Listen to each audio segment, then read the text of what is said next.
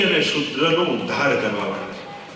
જો આજથી 500 વર્ષ પૂર્વ સમાજની જે વ્યવસ્થા હતી અને ત્યાં મંદિરોમાં શુદ્રોને પ્રવેશ ન મળતો, સ્ત્રીઓને સેવાનો અધિકાર ન મળતો.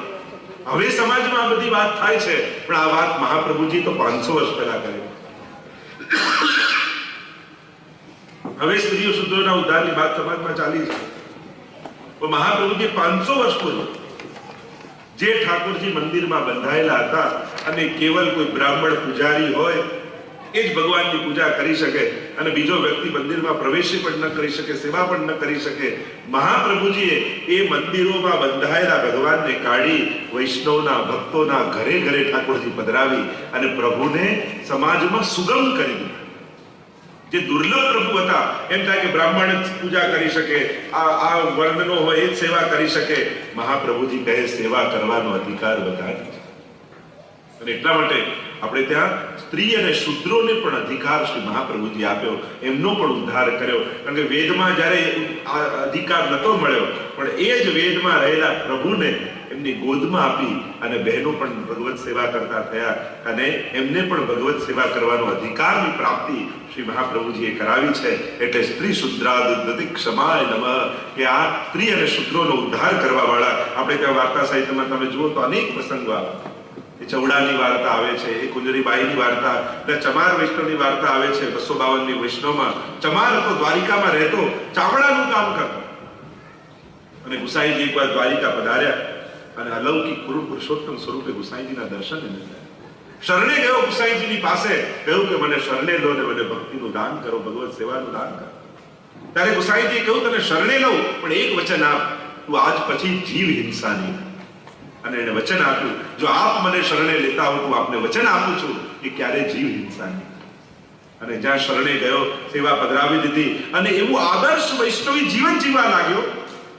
એ ગામમાં રહેલા બ્રાહ્મણોને ઈર્ષા થવા લાગી કે આ છે શુદ્ર સાધારણ ચમાર જીવ અને બ્રાહ્મણોની જેમ રહે છે. રાજાને જઈને ફરિયાદ કરી કે દૂધમાંથી છાસ થાય પણ છાસમાંથી દૂધ ન થઈ શકે. બ્રાહ્મણ શુદ્રની જેમ રહી શકે પણ શુદ્ધ બ્રાહ્મણની જેમ કઈ રીતે રહી શકે? રાજાએ દરબારમાં બોલાવ્યો ચમાર વૈષ્ણવને, પૂછ્યું આ બ્રાહ્મણો કહે કે દૂધમાંથી છાસ થાય પણ છાસમાંથી દૂધ ન થઈ શકે. ત્યારે પેલા ચમાર વૈષ્ણવે કહ્યું કે જો ગુરુ ગુસાઈજીની કૃપા થાય ને તો છાસમાંથી એ દૂધ થાય. પ્રમાણ કરીને બતાવો. અને દૂધનો લોટ, છાસનો લોટો મંગાવ્યો રાજાએ અને પેલા ચમારના હાથમાં આપ્યો. હાથમાં લઈને ગુસાઈજીનું સ્મરણ કર્યું ને કહ્યું, જો મારો સાચા અર્થમાં ઠાકોરજી સ્વીકાર કર્યો હોય તો આપનો પ્રબળ પ્રતાપ આજે આ રાજાને બતાવો. છાસનો લોટો આપ્યો રાજાને અને રાજાએ ઘૂંટડો ભર્યો. મીઠા મધ અમૃત જેવા દૂધનો સ્વાદ એને આવ્યો અને પ્રમાણિત કરીને બતાવ્યું, જો ગુરુની કૃપા થાય તો છાસનું દૂધ થઈ શકે. તો આમ આવા સ્ત્રી શુદ્રોનો ઉદ્ધાર કરવા વાળા પણ શ્રી મહાપ્રભુજીને ગુસાઈજી છે. કેવા કેવા જીવોનો, અરે કેવા સ્ત્રી શુદ્રોની પશુ પંખીઓનો પણ ઉદ્ધાર કર્યો. ગુસાઈજીનો એવો નિયમ હતો કે રોજ જો એક જીવને ઠાકોરજીની શરણે ન મોકલે તો અન્ન જળ લેતા નહીં. એવો નિયમ. એકવાર હંસ અને હંસલી હતા, એમને ભગવત નામ સંભળાવ્યું અને જ્યાં ભગવત નામ સંભળાવ્યું તો એમની બુદ્ધિ એવી નિર્મળ બની, એમને થયું કે આ દેહમાં, પક્ષી દેહમાં આપણે શું સેવા કરી શકીએ? જો જેને સેવા કરવાની વૃત્તિ છે ને એને સેવા મળી જ જતી હોય. અને વૈષ્ણવ એ જ જેની આંખો સેવાને શોધતી હોય. કોઈ આમ ઉભો અમને ક્યાં કહ્યું છે કરવાનું, તો એને સેવા ન મળે. સેવા તો શોધી લેવાની હોય, એના આમંત્રણો ન હોય. સેવા એ વૈષ્ણવની પ્રવૃત્તિ નથી, સેવા એ વૈષ્ણવની વૃત્તિ છે. એને કોઈ પ્રવૃત્તિ, એક્ટિવિટી ન માનો, નહીં તો થાકી જશો. સેવા એ વૈષ્ણવની વૃત્તિ છે. એ વૃત્તિ જ્યારે બની જાય ને તો એમાં જીવને આનંદ આવે. પ્રવૃત્તિ માનીને કરશો તો થાકી જશો, કંટાળી જશો. પણ એ કરતા કરતા સેવા જ્યારે તમારી વૃત્તિ બની જશે તો એ તમારો આનંદ બની જશે. તો સેવા એ જ. અને સેવા ક્યારેય પણ નાની મોટી નથી હોતી. પ્રિય લોકો, આને તો અંદરની સેવા મળી, અમને બહારની મળી, આને શિંગારની મળી, અમને બુહારીની મળી. ક્યારે પણ સેવા શબ્દની આગળ કોઈ પણ વિશેષણ ન લગાડતા. આ નાની મોટી, અંદરની બહારની, સેવા એ સેવા છે. સેવા શબ્દ પોતાનામાં પૂર્ણ છે. એને કોઈ વિશેષણની જરૂર નથી, આગળ એની પાછળ કોઈ નામ લગાડવાની જરૂર નથી. જે પણ મળી એને જો નિષ્ઠાથી કરે તો એને એમાં જ ઠાકોરજીનો અનુભવ થાય. પણ એમ થાય કે પોતાને મળેલી સેવા છોડીને આગળ આવવા જાય તો અહીંયાનો ન રહે, ત્યાંનો ન રહે. તમને લાઈનમાં ઉભા રાખવાની સેવા મળી તો એ રીતે જ ઉભા રહો કે મને ઠાકોરજી મળશે ને તો આ લાઈનમાં જ મળશે. તમને બુહારીની સેવા મળી તો એવી નિષ્ઠાથી કરો કે મને ઠાકોરજી મળશે તો આ બુહારી કરતા કરતા જ મળશે. પણ પછી ધ્યાન એવું રાખીએ કે ના ત્યાં ઠાકોરજી પાસે જઈને જ ઉભો રહો. જો નજીક જવાની કોશિશ ન કરો, પાસે જતા શીખો. આપણે નજીક પહોંચીએ છીએ પણ ક્યાંક ઠાકોરજીથી દૂર તો નથી થઈ જતા. નિકટતા મેળવવા, અને નિકટ વ્યક્તિ દૂર ઉભા પણ થઈ શકે છે. છેલ્લે ઉભેલો વ્યક્તિ એમ થાય કે હમણાં બહુ ભીડ છે ને હું આગળ જઈશ તો વૈષ્ણવને દર્શન નહીં થાય, અને છાનો માનો પાછળ જઈને ઉભો રહી જાય તો એ દિવસે બીજાની આંખમાં ઠાકોરજી તમને જોશે. જ્યારે પ્રસાદ લેવાનો વારો આવે ને એમ લાગે ખૂટે એવું છે, ત્યારે ખાલી થાળી લઈને અને પાછળ જતો રહે બીજાને લેવડાવી દે, એ દિવસે સાચો પ્રસાદ લીધો કહેવાય.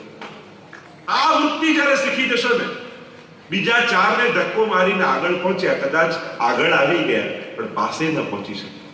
તમે ઠાકોરજીથી બહુ દૂર થઈ ગયા. પુષ્ટિ માર્ગના ગણિત બધા ઊંધા છે. અહીંયા ઠાકોરજી કૃપા છેલ્લેથી કરવાની શરૂઆત કરે. અને એટલા માટે બેઠકજીમાં જારીજી ભરવાજી ધક્કો મારી પહેલા ભરી આવીએ તો એનાથી થોડી, આપણે તો હાથ લગાવવાનો ક્રમ છે. અને હાથ લગાવવાથી શું થાય કે ચલો મારામાં તો આ અધિકાર લાયકાત નથી કે મારી જારીજી આરોગ્ય, પણ કદાચ આ વૈષ્ણવની કાનીથી, કદાચ આ વૈષ્ણવની કાનીથી, કદાચ કોઈ એ આખી લાઈનમાં કોઈ ભગવદી ઉભો હોય અને એની કાનીથી મારી પણ કણિકા મહાપ્રભુજી આવી. આપણે ત્યાં તો કાનીનો માર્ગ છે, આડીનો માર્ગ છે. આ વૃત્તિ વૈષ્ણવી વૃત્તિ, હું કરી લઉં, હું ધરી લઉં, હું ભરી લઉં, એ પુષ્ટિ માર્ગ નથી. પણ કોના થકી, કોની આડીથી, ક્યાં જઈને તમે સેવા કરી, સેવા કરવાની વૃત્તિ ચાલતી હતી કે નહીં? પ્રવૃત્તિ તો હતી સેવાની, પણ વૃત્તિ ઘણીવાર પ્રવૃત્તિમાં એટલા બધા મશગુલ થઈ જઈએ છે કે સેવાની વૃત્તિ હટી જતી હોય છે. અને જ્યારે એ હટી જતી હોય છે ત્યારે સેવામાં પણ કોઈ દોષ કરીને આવતા. એટલે આ વસ્તુ શીખી લો. આપણે તો વાર્તામાં નથી આવતું કે પેલા શેઠજી સેવા કરતા હતા ને પેલું થયું કે આ મોચીની દુકાને જોડા સેવા આપ્યા છે, નથી પાછા નથી આપી. અને પેલી બુહારી કરતી હતી બહાર વહુ, અને એટલામાં મહેમાન આવ્યા, પૂછ્યું શેઠજી ઘરમાં છે કે ના ના એ તો મોચીની દુકાને જોડા લેવા ગયા છે. અને પેલા સસરાજી ઉમો પાડતા પાડતા બહાર આવ્યા, અરે સેવામાં બેઠો છું આવું કેમ કે છે? ક્ષમા કરજો, બેઠા તો હતા પણ મન તો મોચીની દુકાને છે. તો કદાચ શરીરથી ભલે દૂર હો પણ તમે મનથી નિકટ હોઈ શકો છો. કદાચ 4 જણા ઠાકોરજી પાસે ઉભા હોય, તમે છેલ્લે ઉભા આંખોમાં આંસુ લઈને દર્શન કરતા હો ને ત્યારે ઠાકોરજી કૂદકો મારીને તમારી પાસે આવી જતા હોય. આ પુષ્ટિ માર્ગી વૃત્તિ, પુષ્ટિ માર્ગી વૈષ્ણવી વૃત્તિ જ્યારે શીખશો કે જ્યારે લાભ આપીને લેવાની જ્યાં વૃત્તિ છે ત્યાં જ વૈષ્ણવતા છે. લાભ લેવાની વૃત્તિ એ વૈષ્ણવતા નથી, લાભ આપવાની વૃત્તિ. એટલે કે પ્રભુને ધરીને લઈએ પ્રસાદ, પણ પ્રભુને ધરેલું બધાને વાટીએ વૈષ્ણવને, અને પછી જે બચે એ લઈએ એ મહાપ્રસાદ કહેવાય. એટલે વૈષ્ણવ પુષ્ટિ માર્ગમાં પ્રસાદ નથી, મહાપ્રસાદ. જ્યારે બધાને આપો અને કદાચ એ દિવસે તમે ભૂખ્યા રહ્યા તો સાચા અર્થમાં મહા ઠાકોરજીનો પ્રસાદ તમે લીધો. આ વૈષ્ણવી વૃત્તિ છે. અને એ વૃત્તિ જ્યારે જીવનમાં આવશે તો સાચા વૈષ્ણવ બનીને જ્યારે સેવા કરશો તો સેવા એ વૈષ્ણવની પ્રવૃત્તિ નથી, સેવા એ વૈષ્ણવની વૃત્તિનું નામ છે. તો અહીંયા હંસ અને હંસીને એમ થયું કે આ બેથી અમે શું સેવા કરી શકવા? અને ત્યારે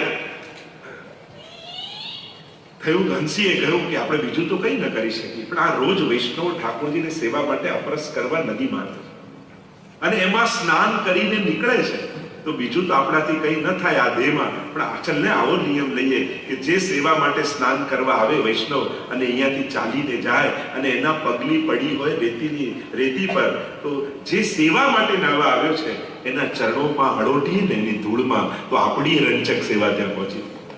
અને એવો નિયમ બનાવી લીધો, જે વૈષ્ણવ અપરસ કરીને નીકળે એની પગલીઓ પડી હોય પગની, અને એમાં હંસ અને હંસી આવીને આળો. રોજ એક શિકારી એમને જોતો અને એને મારવા માટે ઘણીવાર પ્રયાસ કરેલા, પણ એ હંસંસી હાથમાં ના આવતા. એને જોયું ઘણા દિવસ સુધી કે આ કરે છે શું, અને જોયું તો કોઈ વૈષ્ણવ આવે એના પગમાં આળોટવા. એને યુક્તિ કરી, બીજા દિવસે ધોતી બંડી માથે તિલક કરી અને થયું કે હું નાવા જઈશ, મને વૈષ્ણવ માનશે અને મારા પગમાં આળોટવા આવશે તો બંનેને પકડી. અને પેલો પારધી વૈષ્ણવનો વેશ ધરી અને આવ્યો, નદીમાં સ્નાન કરે, ધ્યાન હંસ હંસી પાસે છે. હંસે કહ્યું, જો પેલો પારધી છે, શિકારી છે, આપણને મારવા માટે આવ્યો છે. હંસીએ કહ્યું, ઉનકે મન કી વો જાને, મેરે મન જગદીશ. એ ભલે કોઈ પણ ભાવે આવ્યો હોય, આપણો નિયમ છે કોઈ વૈષ્ણવ વેશ ધરીને આવે ને તોય આપણે તો વૈષ્ણવ માનીને એના ચરણમાં આળોટવા. આપણે આપણો નિયમ નહીં છોડીએ. આપણી તકલીફ શું થાય, સામેવાળો જેવો થઈને આવે ને આપણે એવા થઈ. હવે એ આપણા જેવો નથી થતો તો આપણે એના જેવો શા માટે થઈ? પેલો ક્રોધી થઈને આવે તો આપણે ક્રોધી થઈ ગઈ, એ લોભ કરીને આવે તો આપણે લોભી થઈ ગઈ.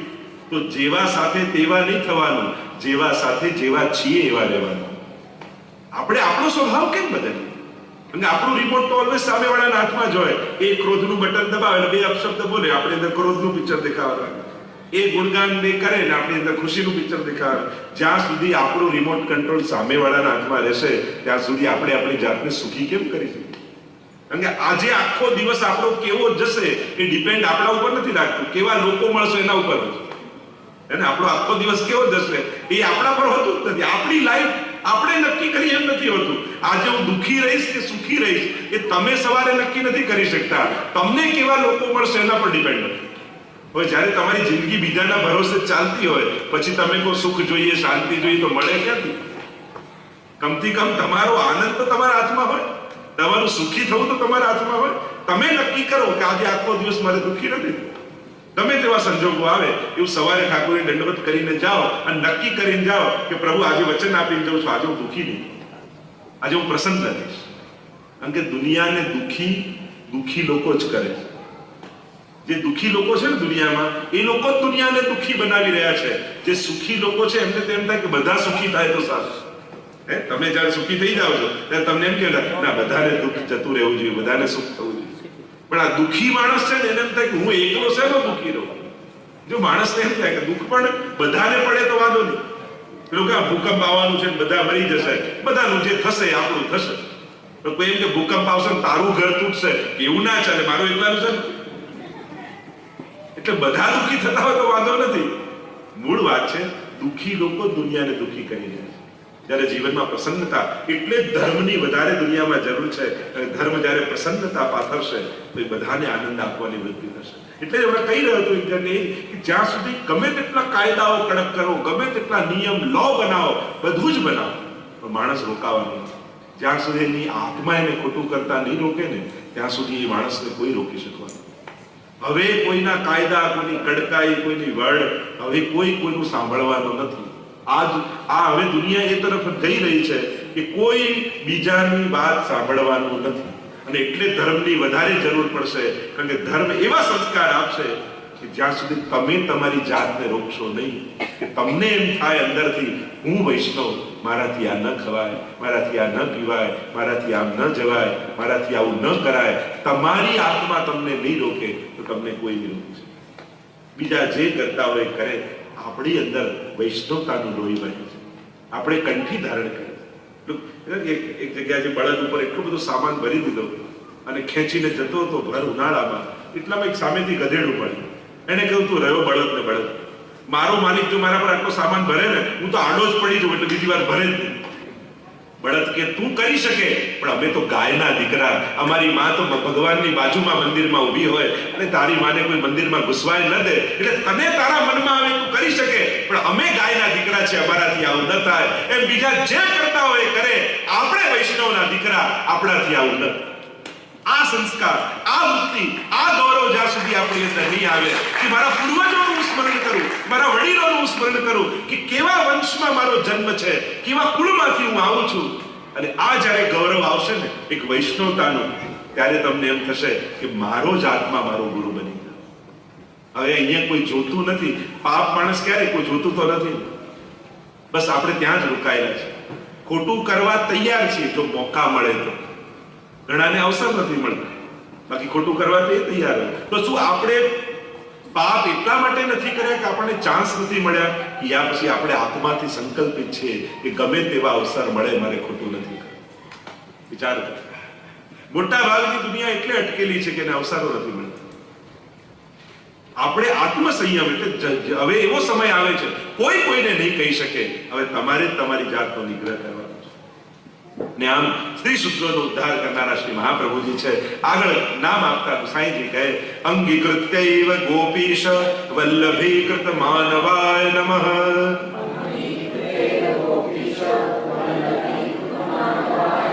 અંગીકૃત્યૈવ ગોપીશ વલ્લભીકૃત માનવાય નમઃ.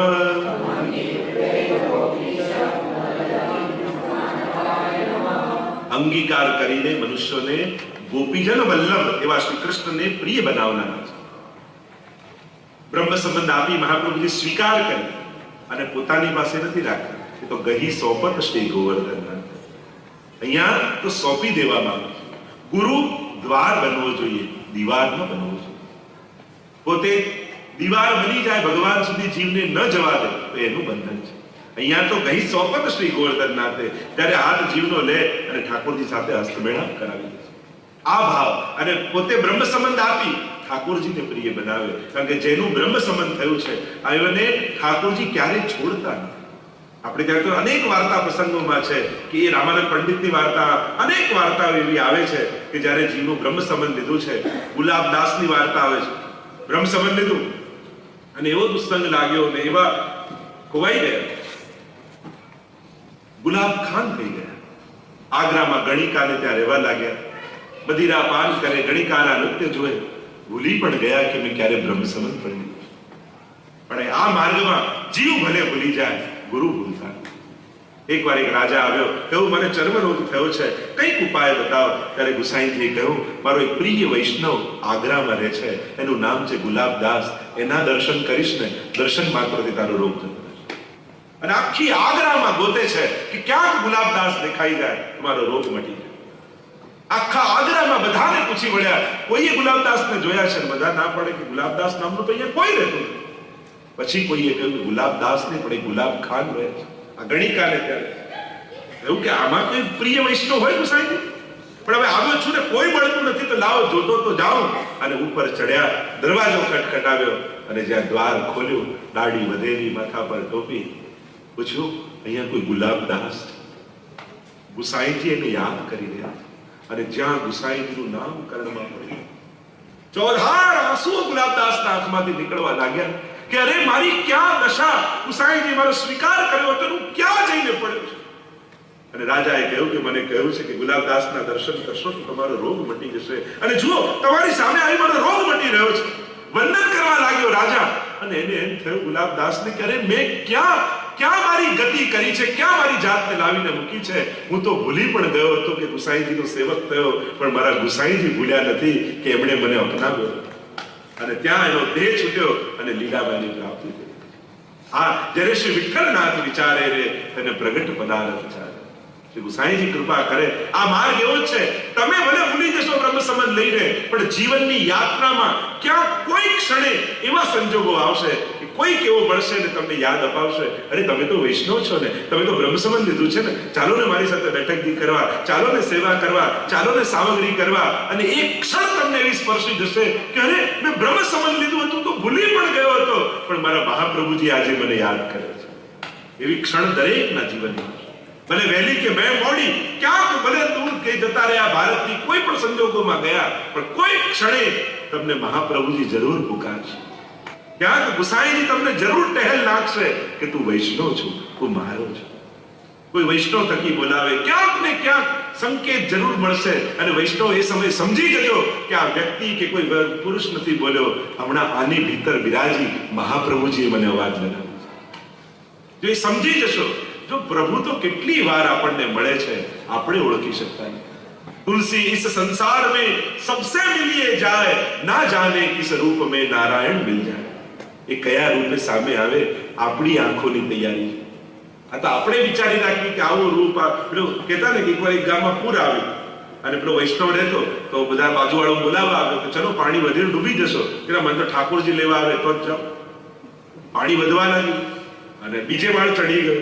નાવ લઈને પેલો માણસ આવ્યો, બેસી જાઓ, પાણી વધીને ડૂબી જશો. એના મને તો ઠાકોરજી લેવા આવે તો જ જાઓ.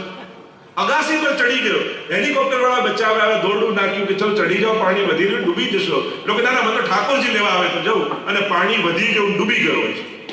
હવે છેલ્લે સુધી પ્રભુને યાદ કરેલા એટલે લાલ પીળો થઈ ગયો, વૈકુંઠમાં લઈ ગયા કે એકવાર ભગવાન સામે લઈ જાઓ પછી એમની ખબર લઉં છું.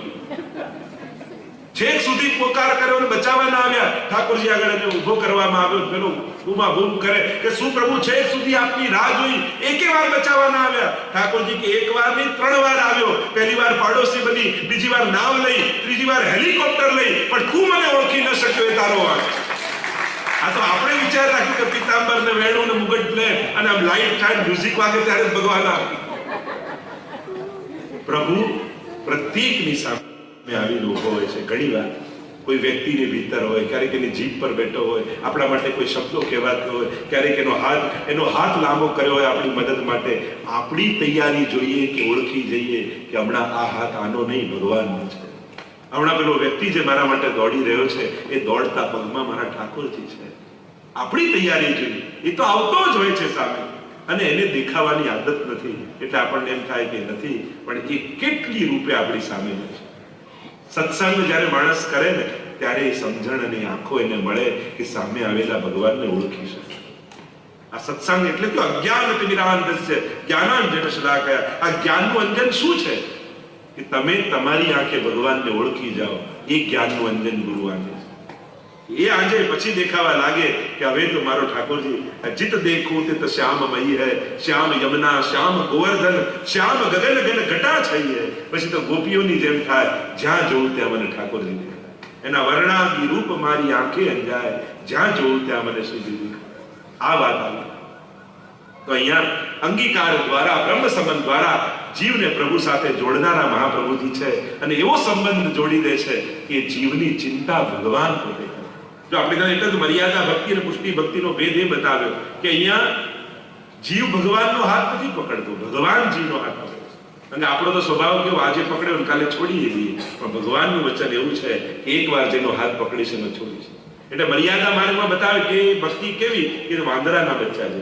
વાંદરાનું બચ્ચું હોય ને એના માન્ય પેટ સાથે ચોટેલું, અને વાંદરું એક ડાળથી બીજે ડાળ, એક મકાનથી બીજે મકાન કૂદે, પણ ચિંતા બચ્ચાને રહે, કારણ કે એને પકડ્યું છે, માને નથી. બચ્ચાને એમ થાય કે જો મારી પકડ છૂટશે તો હું પડીશ.